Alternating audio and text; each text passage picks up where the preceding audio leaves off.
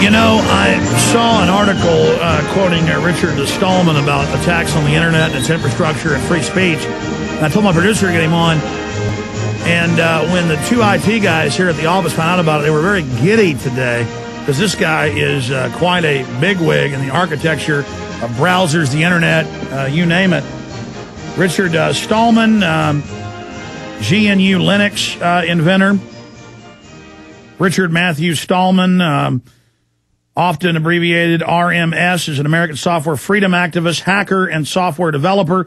In September '83, he launched the GNU project to create a free Unix-like operating system and has been the project's lead architect and organizer. With the launch of the GNU project, he started the free software movement, and in October 1985, set up the Free Software Foundation. You know, if I go over his whole bio, we'll never get to him, but this is one of the, you know, I know they say Al Gore invented the internet, even though it was around, 30 years ago. And I know they say he probably invented the moon, actually, and the galaxy.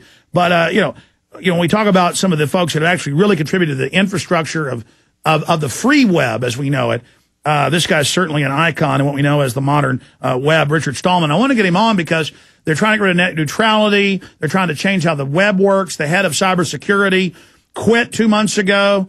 We talked to him. He says he's not ready to come on the air right now. He's behind the scenes stuff, but he said the feds are taking it over. The Pentagon's taking over the web. And then it came out in the news that they are taking over the actual hubs of even smaller, internet, telecom systems. So to try to break all this down with us is Richard Stallman. Richard, so much is going on, and we've got you for about 45 minutes or so. It's great to have you here with us. Well, I'm pleased to have a chance again.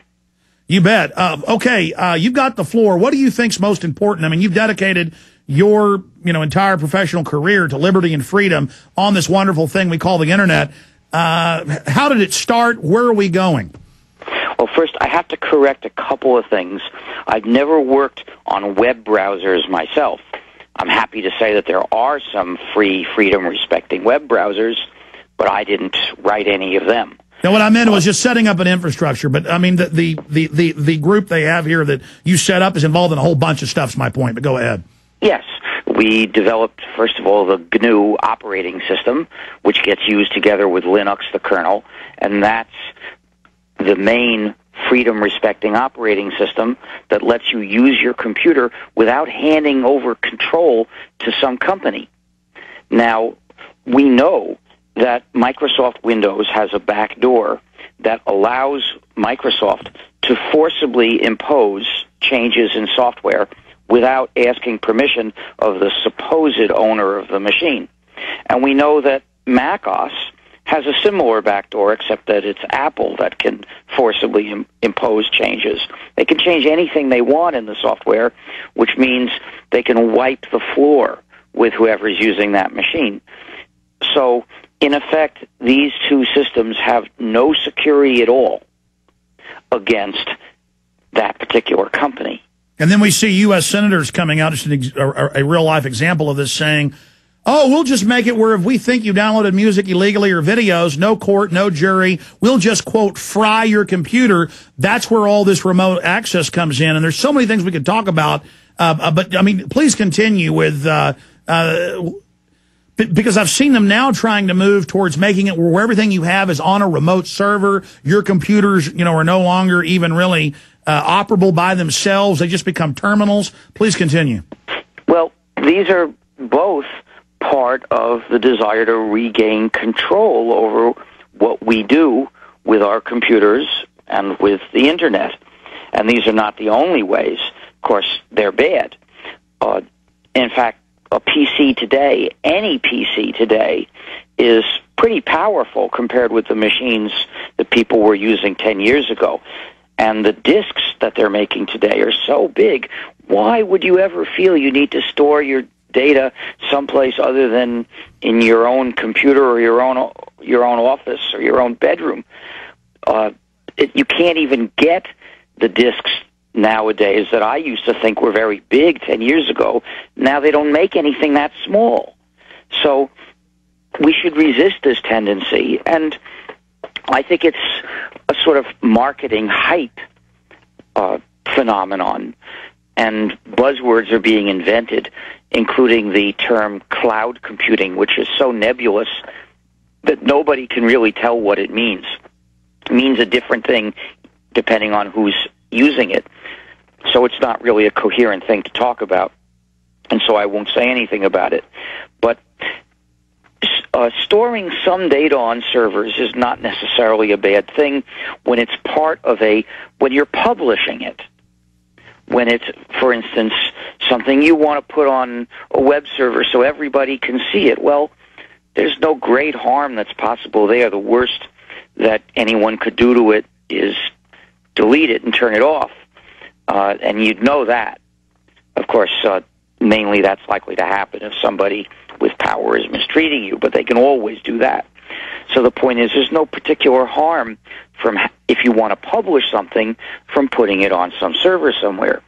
But when you don't want to publish it, then the only way to keep it privately is to keep it in your disk. Well, and to use your copy of free software to do your computing. Well, Mr. Stallman, you know, we can kind of get into the detailed minutia of this, and I want to do that in the limited time we have with you today, and we respect your time. How about the big picture of what the infrastructure, the architecture of the web has been, what the establishment and, is fighting to change it over to where they have control versus what somebody who's really fought for, true freedom on the internet, should be? Well, we see a lot of ways in which people are trying to take more control. Software as a service is one of these ways. In order for you to have control of your computing, you've got to do it with your copy of a free program. If the program you use isn't free, freedom respecting that is, that means the developer controls it and the users don't. So that way you've lost control over your computing. But if you're doing your computing in somebody else's server, you've also lost control, because that means you're using his copy of the program, whatever program it is, not your copy. So he has control over it, and you don't. So the way to prevent that from happening to you is insist on doing your computing in your computer with your copy of a free program. Well, here's an example. I was talking to an IT person for the biggest grocery chain in the nation. They have, I think, 25 different chains under them. He didn't want me to say the name, but he listed and sent me documents of the German company, and then I search engined it and found the German company that's running more than half of the supermarket supply chain systems and warehouse chain systems for the food, and it's all based in Germany. They make you go through their software, through the internet and through satellites, and it breaks down every week or so for just a few hours, and everything comes to a standstill. And then he was telling me about, and I was reading about gas stations. That's why they're always shut down. And McDonald's, suddenly you can't use credit cards half the time when you're there, because it's these softwares that are controlled by a company, and it lets the other companies just have a window in. Do these other big mega corporations realize the amount of power they're turning over? I guess they don't. You see, they're not used to thinking in terms of maintaining control over their own computing. Now, this is a paradoxical case, because some big companies, just by being big, have power that's dangerous to democracy. But suppose the business isn't so big, well, then it's not dangerous. And the point is, the business is probably going to use computers, and it deserves to have control over its own computing, just as you and I do. And so they're vulnerable to this. But the propaganda of business says, just think of short-term profit. Don't think of anybody's long-term interest, not even your own. So this is why it's so common that if you let a corporation own some kind of permanent, useful thing, the corporation will strip it, because it's looking for short-term profit. That's one of the problems of our economic system that we have wedded ourselves into.